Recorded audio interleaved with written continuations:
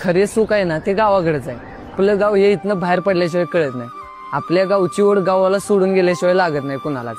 गावाकडे जेवढं सुख आहे ना ते सुख तुम्हाला कुठेच शहरात भेटणार नाही.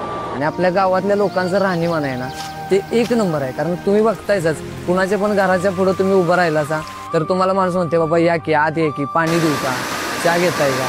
ही गावाकडचं जी गोड भाषा आहे नाही ती तुम्हाला शहरात बघायला भेटणार नाही. त्यामुळे प्रत्येकाला ही गावची ओढ असणार आहे का तर 100% असणार आहे.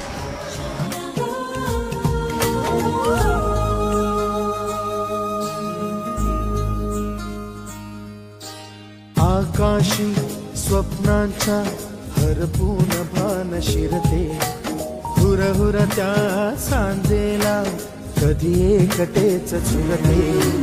सावरते बावरते झडते अडखळते का पडते.